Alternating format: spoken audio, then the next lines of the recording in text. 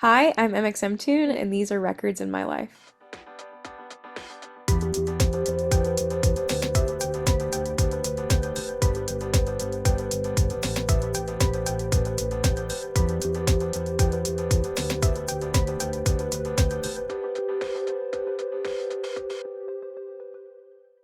Hi, Hi, Maya.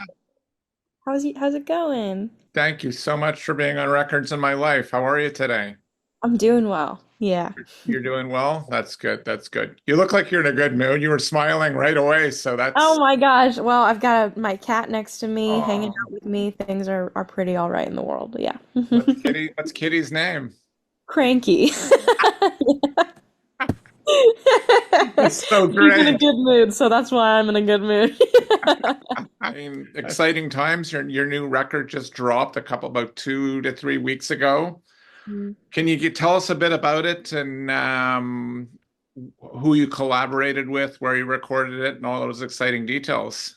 Absolutely. Well, the record's called Liminal Space. It came out just a few weeks ago. And yeah, I was really lucky to work with an incredible team of all female collaborators across the record, from the co-producers. The executive producers were Carrie Kay, who's done stuff with Noah Khan, and Chloe Kramer, who's done a handful of things with the Japanese House. I was just so starstruck to work with two incredible producers for the creation of so many of these songs, and having an incredible team of co-writers as well between Carrie and Chloe, also working with the likes of Rosalind Scher, who's incredible. I've been working with her for a while, and Morgan Nagler, um, Alex O'Shaughnessy, just an incredible team. And I wrote and recorded most of it in Nashville, Tennessee, which is where I am right now. I just moved here about a month and a half ago, and the record's been really satisfying to see it out in the world. I think a lot of the songs are about my last 2 years and kind of navigating the transition points of, growing into adulthood and moving cities and trying to understand piecing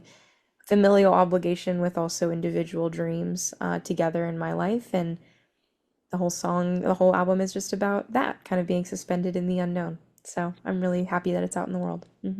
Thanks so much again for being on Records in My Life, and I really appreciate it. And that kind of leads me into your next question because I was reading that you had just relocated to Nashville, and were there any artists? It's got such a rich history, Nashville, of I mean, from like, obviously old country and blues to right up to modern indie rock. What was kind of like the inspiration or some records artists? Ooh, I mean, honestly, I think like one of the biggest records of the year is Stick Season by Noah Khan. I'm really lucky to like be friends with Noah, and like I think really look to him as an example of someone who is really bringing songwriting back in a main way to like a large audience of people.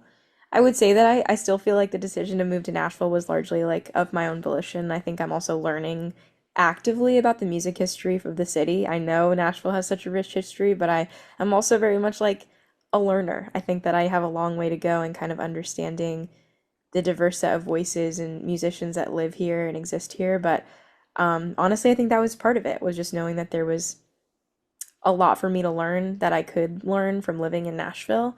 I like feel like it's kind of kitschy, but I went to Dollywood for the first time earlier this summer, right when I was deciding to move to Nashville for the first time, and I think it's really inspiring and fun to see the way in which songwriters have such an impact on a city, and Dolly Parton being a real big one in Tennessee, generally speaking.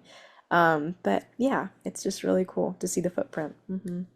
I wanted to ask you, you mentioned Noah Khan. I think that he's nominated but Grammys are coming up, and I wanted to ask you a fun kind of thing because you have some picks for records of the year for Grammys because there's so many like there's like so many categories, right? From like, pop, alternative, but interesting stuff that you kind of cross over into to I actually don't know if I know off the top of my head which ones are up for best album of the record, like record of the year. I think I know Sabrina Carpenter is one of them, and I think I'm failing. Maybe Taylor Swift's another one, but I'm failing to remember the rest of the list. I feel like Brad's also probably one of them. That was a big thing that I listened to this year. I think Charmed by Clairo is my personal record of the year from an artist and kind of new releases and stuff, but that'd be my pick. If I was the recording academy and nobody else's opinion mattered, I'd probably pick Charm. But I don't know. I feel like we've had such a rich year of like female pop music too, and kind of figuring out it's hard to decisively figure out which one maybe is the defining record of the year, but I'm certainly really excited to see so many incredible women in that category defining the soundtrack for 2024. Mhm. It's fantastic, but even on like a production and engineering level, like I there's so many like Catherine Marks and there's so many that she comes to my mind, but that have now made great records like in the last 10 years have their fingerprints on so many. It's a great time that the I was just saying you have a massive tour coming up, and what's a good planes or a bus? What's a good record to listen to relax while you're logging all these miles and you're like fatigued out and you want to listen to something to, kind of just relax and alleviate the minutia and stress. That's a great question. I definitely have found myself looping Norma Tanenga's record, Walking My Cat Named Dog. It is just the most delightful, folksy, like record ever. And I listened to it from finding her song, You're Dead, which is the opening song for the show What We Do in the Shadows. And I remember listening to it being like, this is amazing. And I went and I looked up the album and I just became obsessed with her. I think she has just an incredibly unique voice and the production and everything is phenomenal. The recordings sound amazing. But that's been my record that I've listened to when I've been sitting in airports or waiting for planes to take off or in an Uber. And I just find that it has like a great environment to it. Yeah. Fantastic. You've been writing since your early teens. What were some of the records that kind of inspired you to It's something I've definitely reflected on in retrospect a lot because I think music was something that I never anticipated seeing myself as a songwriter, but I'd say that someone who maybe was like one of the most influential people without even me realizing it was Jack Johnson. I listened to In Between Dreams so much growing up, and that was definitely like I had an iPod that had maybe three albums on it, and that was one of them, and I mostly maybe because I had limited availability to a large catalog of music with my three albums on my iPod, but I was Mhm. obsessed with Jack Johnson and his voice, and I think, he clearly, plays the ukulele and sings these very narrative-driven songs. I think it's not hard to see the influence on him, of him on my music. We're a Canadian-based show, and I ask this now every show. Your favorite Canadian record? Oh man, wait, that's tough. I think it's gonna have to be. I know this is maybe a classic answer, but Carly Rae Jepsen is one of my favorite Canadian artists. I would definitely say that Dedicated Side B is a phenomenal record, and I think she's awesome. Yeah. New artist that we should be looking out for.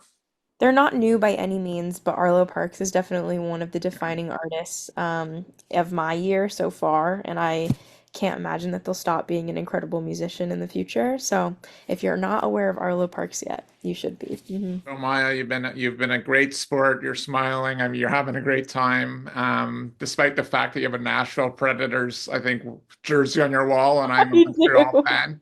That's a but That's a bit funny, yeah. that's great. That's great. You've turned into a true Nashville native. That's a I fantastic. tried. I was lucky enough to play at Bridgestone Arena, and they gave me a Predator Wow, jersey with mxmtoon on it. So that's that's so largely cool. why it's there. Yeah, That is amazing. it's really cool. Yeah. They only do that for big stars, It was you're really sweet. I had never played a show in Nashville either. I was opening for someone else, and they gave me that jersey, and I was like, all right, I think I gotta hang this up in the new place. That's amazing. You've moved up into the upper echelons when you got your name on the Oh, back of a pro jersey. I That's know. Crazy, crazy. so weed, wine, or water onto the speed round to write or Weed, listen to your favorite record. weed, hands down. I think that that makes everything writing and listening better. Coffee with an artist, alive or dead. Honestly, coffee with Joni Mitchell. I would love to listen to her talk about whatever she would want to talk about. Great. Some more Canadian content. Thank you. Record of your high school years. The first one you think about. AM by Arctic Monkeys. Yeah. hmm Great, great one. Words of wisdom for your fans and our audience? To trust your instinct. I think that you're the only person who can hear or write or create whatever you're thinking of in your brain. So sometimes it has to come from you. Trust it.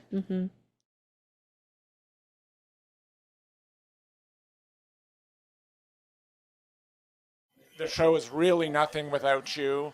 So please like or subscribe or check out our Patreon. And this year we've switched it up and you can win a record just for leaving a comment. Thank you again, and we love you. Peace.